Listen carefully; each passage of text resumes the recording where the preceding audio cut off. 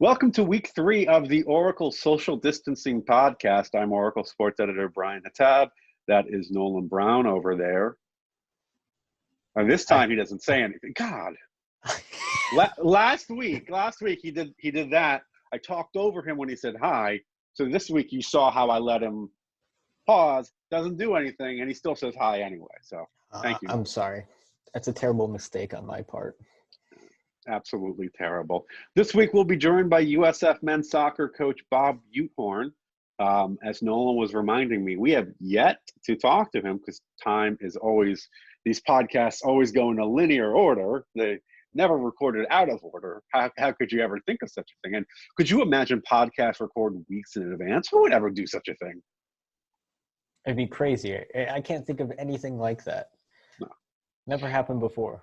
Recording podcasts out of order. That's crazy talk. But it's actually one of the more saner things that you could imagine right now, because obviously with sports on hold right now, a lot of people seem to kind of want to get back to things. Maybe I'd say a bit quicker than I think they should be, is one way of putting it. In the past week or so, we've had reports come out from the baseball world, the hockey world, and the basketball world that all of these professional leagues, Major League Baseball, NHL, and the NBA, are looking at hosting or playing their games in, you don't want to call it like a bubble, because you're not really living in a bubble as much as you're just being quarantined as reasonably possible as you can, and doing extensive testing. And obviously all these plans they keep saying are contingent on rapid, massive testing, which at this point we don't have, but they keep saying, well, we should have it by May. And obviously, again, these plans live or die with that. So start and end there. But with the NBA, they want to, they talk about hosting at least the playoffs from Vegas and empty arenas. The NHL's talked about jumping right into the playoffs. I think Gary Bettman flat out said there's no way we can restart the regular season at this point. They're talking about potentially doing it at the University of North Dakota. I think the reports say they also need to find other arenas to do this in, and they can't find other arenas nearby. It can't be done in North Dakota. They're going to have to find a place where they can find a lot of NHL quality rinks in close proximity. That might be the New York tri-state area, which is, let's just be realistic here, that's not a good idea. Major League Baseball might be the most radical of all, just because of the location they want to do this, and they want to try to host games in the greater Phoenix area, which makes sense. You have all those spring training ballparks, you have Arizona State's ballpark, and you have Chase Field, the home of the Arizona Diamondbacks. So you can host double, maybe even triple headers at these games. Obviously, once summertime gets, you get into triple digits in Phoenix, so it gets really hot. So there are considerations, but those are certainly ballparks that can handle television more so than your average community rink could handle an NHL broadcast. So these are radical plans, and maybe the basketball and the hockey plans are less radical, because it's maybe it's a 2-month stretch. You'd have to isolate these players, and you're doing it in purpose of playing playoffs only and crowning a champion, even though, let's be honest, history will look at the champion with a big old asterisk. You know, if they look at strike or lockout shortened champions with asterisks, they're going to look at coronavirus shortened champions with a huge asterisk. But 2 months, maybe you can do it. Baseball, you got to play the entire season. They're talking about playing 7-inning games, double headers each day for each team. There are these radical ideas like electronic strike zones to keep umpires 6 feet away from catchers. having players sit in the stands to avoid crowding in dugouts. None of all these are proposed ideas in baseball. So to me, the baseball idea is obviously the most radical, not because it's in Phoenix, because I've been to Phoenix a couple of times. Those ballparks are all within driving distance of each other. They're way more practical than playing in closed doors behind in your home ballpark, because you're not having to fly around the country and get multiple chartered buses. It's a lot more practical to do it in Phoenix. But it's a 4.5 month process that you're going to have to be away from your family. And I just don't see players going for it. And to me, all of these proposals really reek of putting profits over player than anything else. Like, yes, it would boost morale for, I think, the nation to be able to watch baseball, basketball, and hockey. There's no question about that. Do not get me wrong. I would love to see that. And Nolan, you put together a quick hit on how to watch Chinese Professional Baseball League, the baseball league in Taiwan. I'll probably watch that because I just want to watch some live sports. But I also don't, I also don't want to be putting player safety ahead of my enjoyment and the profits of these leagues and teams.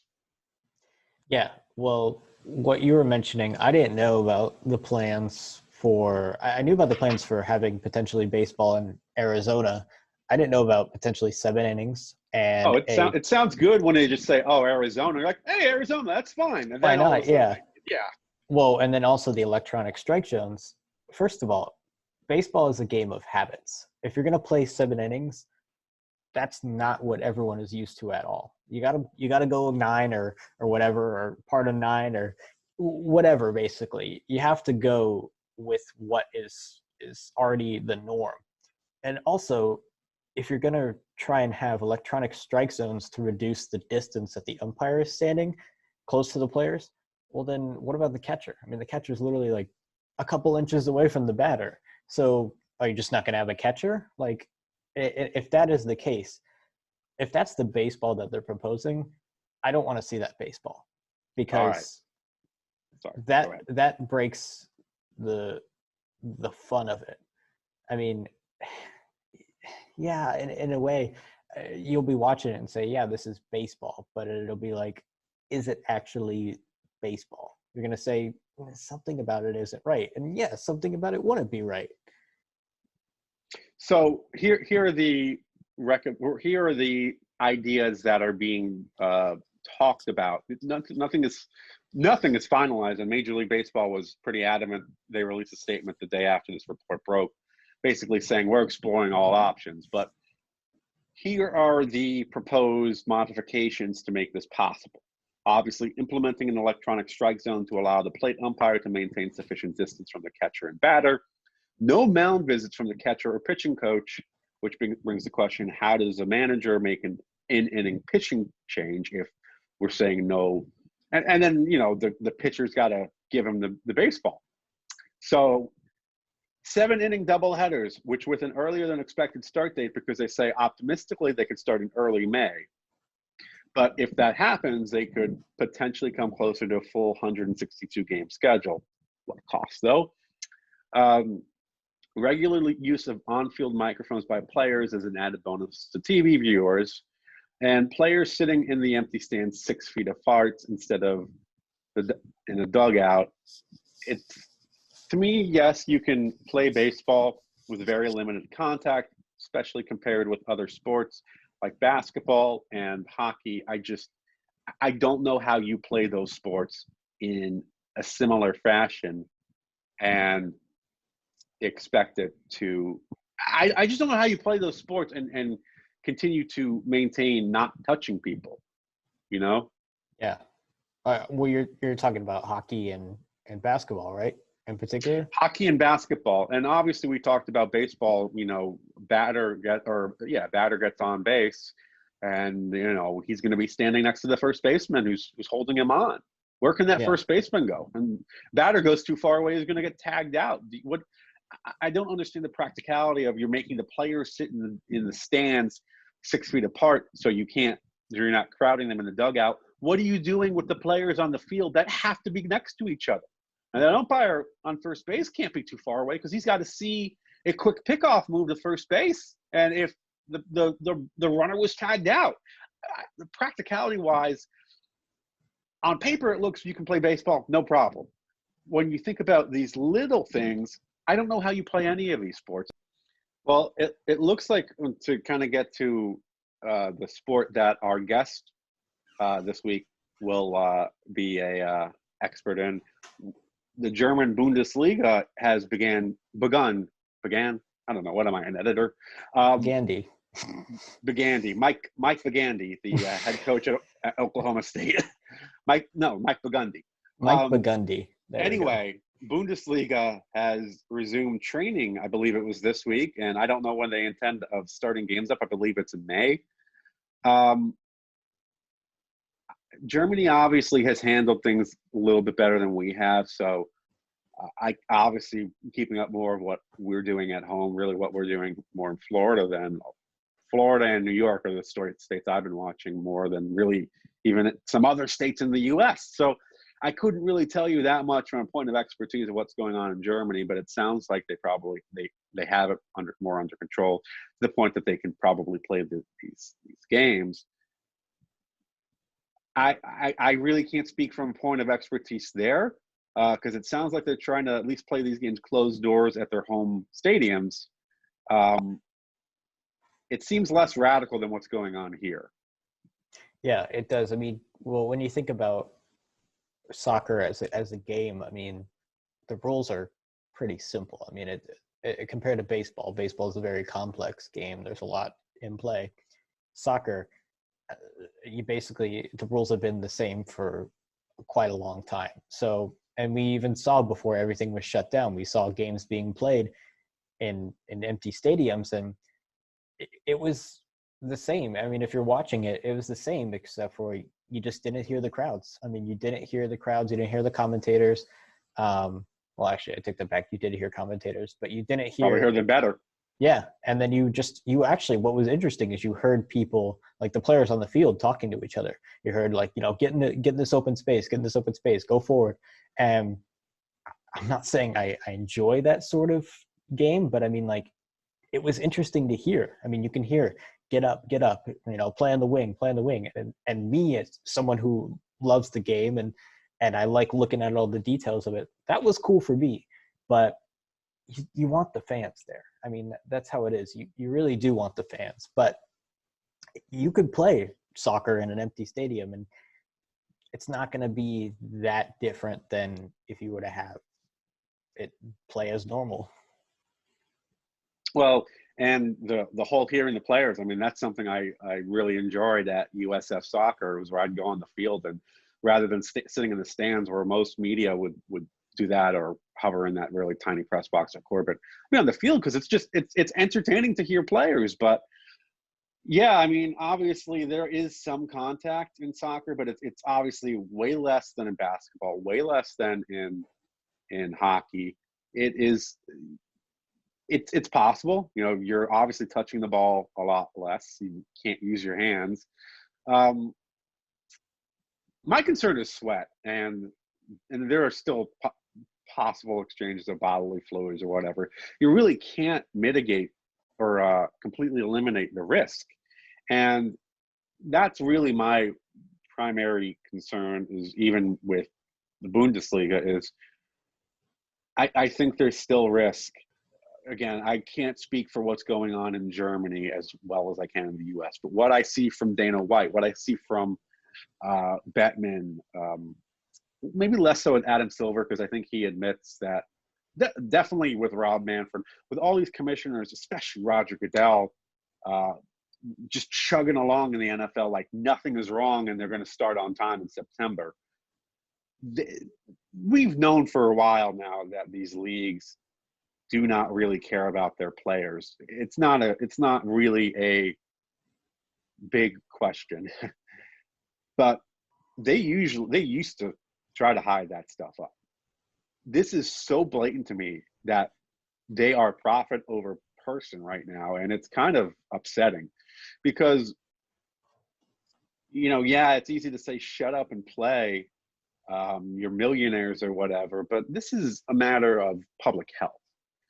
This isn't, and I don't want to go down that road, but this isn't a matter of someone taking a knee during the national anthem and trying to speak out for social injustice. Now, whether you are on this side or this side of that matter, public health safety is we're talking here compared with here. These are two completely different things. It's different than you should be happy for what you got.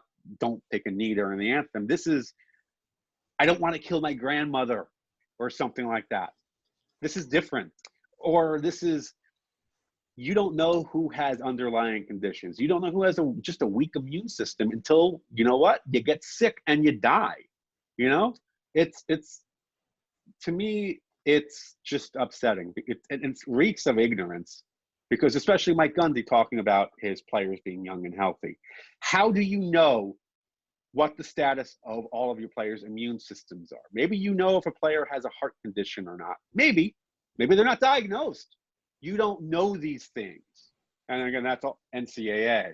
And to the NCAA's credit, they were quick on the trigger to cancel spring and winter championships and all that. And the conferences were too. College sports were really quick. And obviously, we don't know if there was anything. We don't know if they would have started up if they had a chance, if they didn't completely cancel their season. We don't know how they would have handled resume. But they were quick. They didn't suspend. They're like, we're not having the College World Series. We don't care it's in June. It's not happening. This is a whole nother level. I think that at first I was like, man, that's so far out to kind of plan for canceling. Yeah. But then I thought about it more, and I'm like, we don't know how long this is going to last. I mean, as we said, and I'm sure most people have heard before, this isn't a hurricane. I mean, this isn't some sort of, natural disaster that's going to come eventually pass through. There is no end date to this in sight. I mean, we don't know when it'll end. I mean, eventually it's going to pass over, or something's, it's going to be different. Things will resume, but we don't know when for now. I mean, it could take us a year. It could take us 6 months. It could take us 2 months. Who knows? Like, we don't know right now. And so I think that was good precaution by the NCAA. Yeah, it was a little bit shocking. It was jarring at first, because you're like that stuff's months away. But it's a fair point.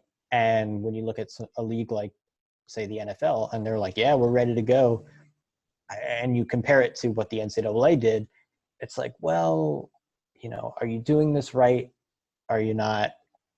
We don't know. So, yeah. I would feel so much better if the the NFL just said, we have plans on the table that if we need to go to them, we'll go to them.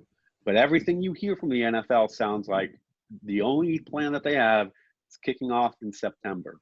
And I think that reeks of ignorance. And I don't think that that's what they're doing. I think that they have that they're planning for everything. Yeah, but you need to say that. You need to say that. You need to stop acting like everything is okay, because it's not. It just isn't, and to say anything otherwise hurts your credibility as a league. We're joined now by the head coach of USF men's soccer. Just finished his third year with the Bulls, took them to the NCAA tournament for the first time since 2016. USF men's head coach Bob Butehorn joins us on the Oracle Sports Podcast. Coach, thanks for joining us. Hope you're well. Hope you're healthy. Hope everyone is safe. My pleasure. Thank you. Yeah, everybody seems to be healthy, and crossing our fingers we're staying safe and in seclusion. I took a drive today, but to get out a little bit, but everything's been really well. So I guess we'll start with, how have your players been responding to the remote classes? You guys obviously had to interrupt training. You guys had scheduled exhibitions that you obviously had to cancel. How has everybody responded to that? Because it's obviously not something that there's really a manual for. Yeah, look, I commend the guys for what they have done, the discipline they've shown. In these times, they have it started the guys that I had had an opportunity to go on spring break, and every one of my guys decided not to go for the safety of not only themselves but just the uncertainty of the days ahead. So I commend them for that, and they've handled this adjustment to their lives really well, better than I expected. But again, they're a mature group, and now it's just finishing strong in the classroom. But I really proud of what they've done and how they've handled themselves. As it pertains to you, I'm sure this is a little bit of a shock for you. I mean, something like this really hasn't happened. How have you kind of adjusted to being a coach when there isn't any sports to coach? Well, I'm a coach, but I'm also a builder. And I've realized that over my time. Well, my wife reminded me of that. So I take on projects and tackle things that challenge me mentally and physically. And I think that's kind of what keeps me sane in these times where we don't have maybe the opportunities to coach. So I've taken on numerous projects at my house, just with the mindset of, look, I'm going to try to tackle something I can build and create and keep my mind sharp.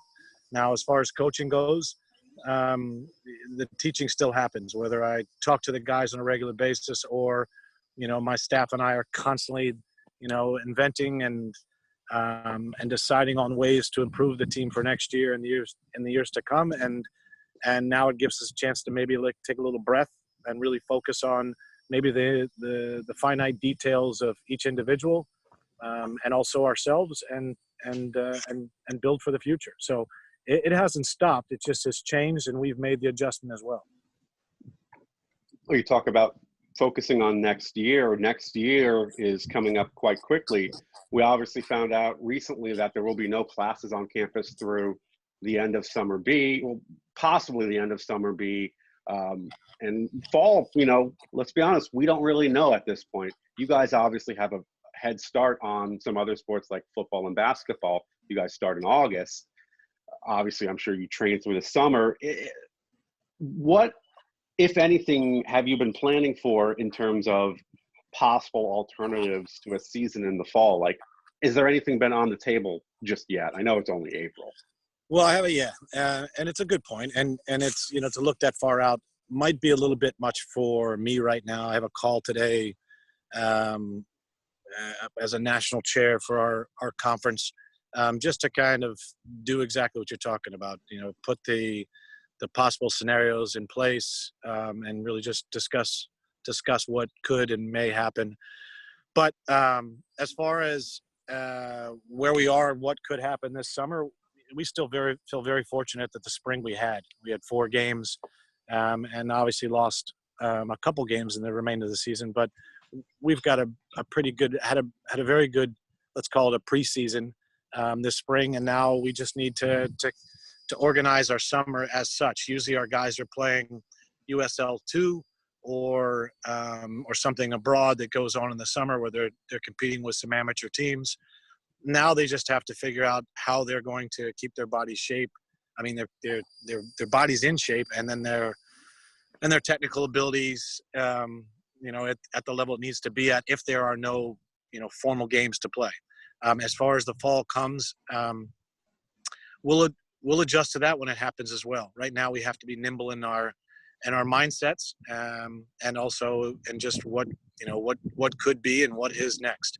So right now, I'm thankful what we've had, and we're planning for whatever could be in the future. But I have a really good staff that has taken each step to prepare these kids in the right way, whether it's physically, mentally, and just getting them as ready as they possibly can for whatever is ahead of us. I know the vote coming up for the 21st century model that would basically change the structure of college soccer is coming up. Has that in any way sort of been affected by what's going on now? Well, it's been postponed, that vote, and a lot of votes as for the right reason. The NCAA has to focus on some other things, and voting on proposals for the future right now, I don't think is the priority. So I think that is going to sit for a bit. Don't know when that vote will come about again, but I know that it has been It has been postponed for the foreseeable future. So I know that goes along with a lot of other proposals that were on the table. So, but I think this is a chance for the NCAA committees, some of which I'm on, and some of which have have something that is important to do. I think there's other key.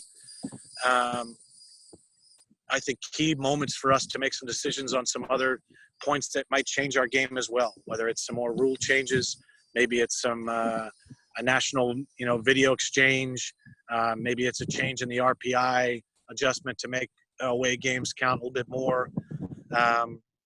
There's a bunch of different items we can tackle maybe that will improve our game. So right now it's while the 21st century model is something that we have worked very hard for, I think right now it's on the back burner for the time being. Just to follow up to that, do you think how the professional leagues respond to what's happening, their eventual decision, do you think that'll play into what happens in the future of college soccer? Well, I think there's always some, for whatever reason, it's a good question, but if for whatever reason, I think college soccer the NCAA hasn't really followed too much what the international game or the MLS has done. And I think that's the change we're looking to have happen here in the next few years with the NCAA, is to kind of more resemble and emulate what is happening in the international and the MLS games. So I do think there is somewhat of a ripple effect to what they do. But right now, I think, like, I've spoken to a couple of the MLS guys, and they're unsure.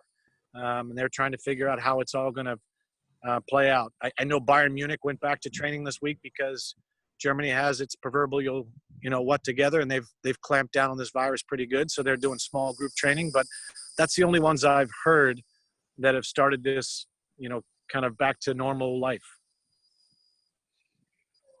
When you look at the NCAA as a whole, a lot of revenue is driven by college football, and we've heard a lot of people don't know if we're going to have a football season. Curve Street, that's certainly negative right now. If we don't have a college football season, it's going to spell dire consequences for programs like soccer in particular. Is that something you guys are concerned with right now? Is that on your mind right now? And what could be the potential consequence of not having football? Look, I just spoke about ripple effects. I mean, for whatever reason, I think that football has been something that drives college athletics. And I think this is a good time for the NCAA to maybe look at things and say, and again, I'm talking to you as a small part of this massive thing called NCAA sports. But it's a good time to reflect on how this business model is built. If one sport kind of dictates everything, then I don't think that's an effective or efficient model. But with that being said, we all have to plan for, the what ifs. But how do you do that? I mean, has there ever been a time when college football hasn't been here? Not my lifetime. So, and I don't know what that will mean to sports, and I don't know what that'll mean to football, and I don't know what that'll mean to college athletics. But being part of it, I think that's too much to ask me, other than maybe it's a time for the NCAA to really kind of look at how we built this thing and how the one component to a whole system can't be the thing that pulls it apart. There has to be another way to build something that maybe it's a little bit more efficient, maybe a more long lasting and durable, let's say. Yeah. I know, well, now is not particularly a good time for adjusting. I guess as an athlete, it's a little bit of a difficult time, but when you're developing to, I guess, the pro league, have you talked with Jonathan Rosales, Harry and Emilio, and how they've been adjusting to life at their new clubs? All I know is they're not doing anything. I talk to Neil Collins on a regular basis with the Rowdies. I talk to a couple former players that are pros from my old teams. Jonathan, Harry, and Emilio are all just sitting tight. They don't have. Excuse me 1 second. I move a little bit. they don't have, they're not playing at the top tier, but even the top tier guys aren't getting a chance to play. So everybody's sitting, and I think what's going to happen is it's going to start to hit. It's going to start to hit the MLS in the salaries on what they are going to do as far as every player. Like, is it going to be a reduction in salaries here for the next future? Because they have to make some changes, and maybe there's some changes in the MLS first, and then it trickles down to Jonathan and Emilio, or it hits Jonathan and Emilio first, and then the rest goes. I don't know. I just know that everybody is staring at this thing, going, "All right, we're going to have to tighten our belts here somewhere," and it's usually the USL 2 will probably go first, and then the USL 1, and then it'll kind of take off from there, championship, and move on up. How tough is it from an athlete's perspective to kind of be in this situation where, we've seen work stoppages in many sports before, but you can still train with guys. You can go play in a foreign league. We've seen that in the NHL so many times. You can't do any of that right now. I mean, you see in the NFL, Dak Prescott throwing a ball to Des Bryant, and he's catching so much grief on social media for even doing that. You can't do any sort of training right now. How difficult as an athlete is that to just not even stay in shape, just stay alive? Yeah, I think look, all of us are challenged, and the athletes have to be in the mindset of, how do I make the best of what I have, and how do I make the most out of each day? And that, again, that's the lesson here for all of us, is like, do we look at what the obstacles are, what the restraints are on me, or do I look at what I have and what can I do with it? And so for me, I talked to one of my former players who is with the Rowdies right now, and I said to him, "What are you doing?" And he's got the discipline to himself. He finds a way to get his work on his own. He finds a way to keep his body fit. He knows that it's not what the game gives him, but he also knows, this is what I have, and I'm going to push myself in that within these restrictions. But I think also, soccer's one of the sports we don't use our hands as much, right? So I had this great idea that, like, we should create this 6-foot soccer league where only one guy brings the ball. He's the only guy that can touch it with his hands. You have to remain 6 feet away from each other. The ball only touches your feet. The guy that leaves with the ball is the only guy that's just touched it the whole time. He can't head a ball, no tackling. I mean, just think about it. That'd be, we could start something here. We have some fun with it. But I don't, you couldn't have goalkeepers, obviously. You have to play small goals. But there are ways to be creative, is what I'm suggesting, is that there are people that will figure these things out. And whether it's by themselves or with, whatever kind of, things they can find to help them. Those are the ones that will succeed and come through this thing where they have not really harmed themselves, and fitness wise, or maybe technically. I'm kidding, but you could definitely have them in those big bubbles where you bump into each other. Yeah. That'd be a lot of fun. But I was thinking, like, I honestly thought about it. I was like, we could do this if we really got it, going. There is a way that you could play this game, and you have to keep the 6 feet. But look, that's another conversation another time. And my brain, we would probably be kind of spitballing for too long about that one. Well, I'd like to ask you to weigh in on an issue. I know there's a lot of leagues that are up in limbo right now, and a lot of champions that are yet to be decided. And I guess one of the most popular discussions is whether Liverpool should get the Premier League title because of how well they played through the season. And yes, they are above on points. And so I just want to ask, what's your take on that? Do you think Liverpool should get the title? That's a dangerous question for me. It is a dangerous question. I have so many Liverpool fans on my team, and friends that follow them. And look, that thankfully it's not for me to decide. But I'm going to sit and do the diplomatic thing and sit right in Switzerland on this one. I'm going to say, yeah, there's definite. They have earned it in some ways, but there's also, they didn't finish it. So I'm going to sit right in the middle of this one. I don't have an answer for that one. I don't have an opinion. If it was Arsenal, then I'm definitely going to say yes, they should get the award. The trophy. But I've been an Arsenal fan forever. what do you want me to do? You know?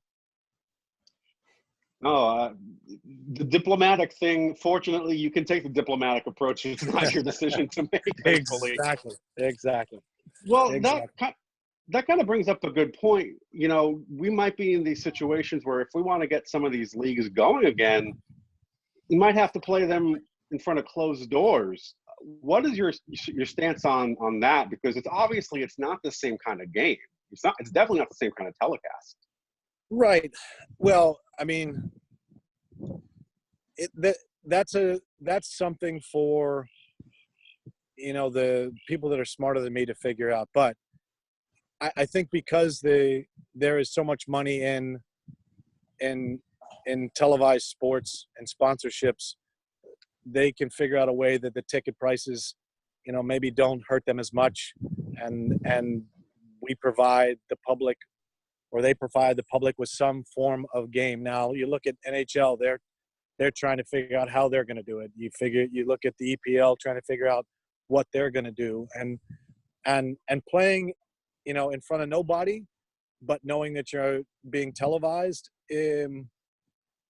it is going to be interesting. But I think that there will be a decent product out there. It might not be influenced as much by the home field, but I think you are going to get a game just because you have two teams competing against each other, and that will bring out the best of those two teams. But again, you know what the fans do to an athlete, what it makes you feel, and how it kind of, especially the home field advantage can play a part. I think that's the thing. And then of course ticket revenue and sales and concessions, all that stuff, that'll be somewhat of a dent in the budgets. But I think getting the product out and getting it started and getting normalcy back is probably what everybody's trying to do.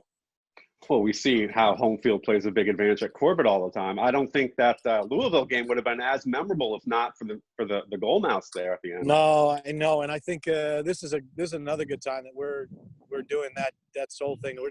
We're desperately trying to reach out and get them kind of organized again and get the passion that they have created so many times in the years past, and especially in the big games. We have, I think, could be one of the best teams I've coached, talent-wise, coming in and next year. So I think this is going to be one of those years where I'd love to see that growth come back, and that you know, to that group, and then also just to have them here, you know, kind of sparking us on and making us feel what they do because of how they do it, is just vital. And we can grow it, especially with this good product I think we put on the field. It should be a fun time for seeing both out there again. But you know, again, you've touched on some really, you know, key points that we're just right now living day by day and hoping that day does come soon, and we don't get hurt with, you know, the possibility of no season. I'm going to bounce back to Brian's question a little bit, and I know we talked about ripple effects, but a lot of the lower leagues, especially in like England and whatnot, who I know a team like Bury, who was basically on the line, they were at risk of being dissolved. I know now without any play, a lot of these leagues and teams are at risk of just disappearing altogether. And how does that affect the pyramid in the future? How would that affect, I guess, the structure of the game? That's a good question. I talk about this in our sport in the NCAA, what that would mean if we went to the 21st century, and some of the programs that don't have enough money to or don't have enough facilities or whatever it might be, there could be some atrophy to the league and some teams. But sometimes, and I don't want this to come to the wrong way, but sometimes teams that are just barely hanging on and struggling to survive drain some of what happens at the top levels and drain some what happens within the leagues they're in. And you don't want to see anybody just trying to hang on to survive. But I think that it would be hard for me to watch a team dissolve because of this. But sometimes, you know, change like that can be beneficial. And that's a harsh thing to say, but it's sometimes it can be beneficial, but it is hard to swallow or watch happen. But I think with the lower level teams, I'm not sure that it's something that you hope happens, but if it needs to happen for the growth of the game, then sometimes it does. Whether you want to call it Darwinism or whatever, but it's just it just sometimes does, and it is unfortunate. Well, Coach, I want to end on a happier note here. It Thank you. looks like you're getting some good sun out there. Where are you joining us from right now? Well, I am. I was going to take a picture, but I didn't want to embarrass her. So my daughter was a Division I athlete. I didn't even know it was a sport, but when it was coming up. But my daughter grew up riding horses, and so she competed at the University of South Carolina on the equestrian team at the Division I, and actually won a national championship in I think her first or second year. So we just came up because she had a friend up here, and she just wanted to get on the horse because she's home, and there's no body here, so we don't have to deal with any humans. And she just got on for like 5 or 10 minutes and got her fix of just walking around with a horse and spending some time, and I gave me some time to be with her. So we're just up here in Ocala and enjoying a little bit of quiet time and some peaceful time with some horses. Beautiful Nice. scenery. That's how you do it. Yeah, good say. It really is. I wish I could have. I didn't do it because she would have probably said, "Dad, don't take pictures of me." But she's. I grew up watching her ride, and she paid for all of her lessons and all that stuff by mucking stalls and cleaning and working barns. So I'm really proud of her. And so we came up here and just to get away and have a day where I can catch up with her. And look, these are the things we got to all remember. Like this time, people, you can look at it as a struggle, or you can embrace it for what it is. And I find that I have actually really enjoyed not the part of being away from my team or being away from you guys or the school or anything like, but also embracing what's going on that I haven't been able to slow down to enjoy. And it is absolutely, for me, vital for my, health and well-being, and also relationships. So if I encourage all of you to do it, the same thing, try to find those times, find those spaces, and find those relationships to re-engage them a little bit, and then also enjoy the time you have for yourself to let your mind kind of wander and create and explore, and don't be limited in where it goes. But it is a time that so far I've enjoyed, and I've tackled some projects I probably shouldn't have tackled, but I'm actually I'm sending them to my players to kind of show them, hey, look, this is what your normal coach looks like, and what my life looks like, and this is what I do, and this is who I am at home, and I hope it gets you to have a better understanding who I am, and hopefully they share some things like that with me, and I get to learn a little bit more about them. I have to ask, did you bring your dog with you? No, I wanted to bring Rem, but Maddie said, no, Dad, you can't bring him, but he would have had a blast up here. Probably chased horses and that kind of stuff. But, I mean, he could have run forever. But no, he's been awesome. That's the other part. Like my wife says to me, when you go back to work, because she works from home, my wife says, when you go back to work, you created a monster, because all he's going to want to do is have me to play with now. So, but it's awesome. Thanks for asking. But I hope you guys are doing well. I do miss you, clowns, and talking to you, and Yeah. I do look forward. I'm such an optimist. So when you ask me questions about the doom and gloom, I'm not good at handling them. I don't handle them. I'm such an optimist. So all I do is want to get back on the field and see my kids and enjoy what we all enjoy, as the beautiful game sometime this fall. I completely agree. I want to be optimistic too. It's just hard watching the news, and that's why I've kind of turned off the news at this point. Yeah, me as well. But yeah, you just got to believe. And again, I appreciate your guys' passion for the game. I do, and I hope that one of the things we definitely want to do, and you touched on it, we want to grow, the Gold Mouse and the fan supporters at Corbett. We do feel like we have a really good team. We start off with Indiana this year at home. You can't get much better than that to start a season. So it's going to be a lot of fun, and I think we've got a really good group, and I'm super excited. So hopefully that happens. That's all I keep looking forward to. I hope that happens. But we hope it happens just the same. Coach, thank you for taking a few minutes of your time. We know you're busy. We know you're still working. So we'll let you get back to that, working out there on the ranch. So yeah, we'll look forward to seeing you. What's funny is when you travel, like I can travel and take phone calls. So I got a phone call at 1. I got one at 3. I got one at 4 o'clock. So it's great. I get all these meetings done, and I can be anywhere. So it's nice. Good stuff. All right. You take all right, care. Guys. Thank you so much. And you guys be safe, all right? Thanks, Bob. You too. Thanks. You too. All right. Bye-bye now. All right. That's our show for the week. Thank Bob Butehorn for joining us. Thank you for joining us in the third edition of this social distancing experiment. Really, it's a social experiment. It's, I think, a better way of putting it. Zoom, man, it's good stuff. Nobody Zoom bombed us yet. Which, you know what? Honestly, I'm just going to say this right here, and I know it's off topic. That would probably be more entertaining than half of what we've done so far. Let's just be honest here. Now, I don't want anyone doing some of the crazy stuff we've heard. Like, there was a really bad incident with the New York Rangers prospect who was hosting a Zoom chat, and it got really ugly really fast. But you know what? I think it would, again, if it was kept a little bit friendlier, could provide some much needed entertainment, because, man, it's just negative stuff right now. But hopefully we have happier news to talk about next week, but who knows at this point. All right, we'll talk to you next week.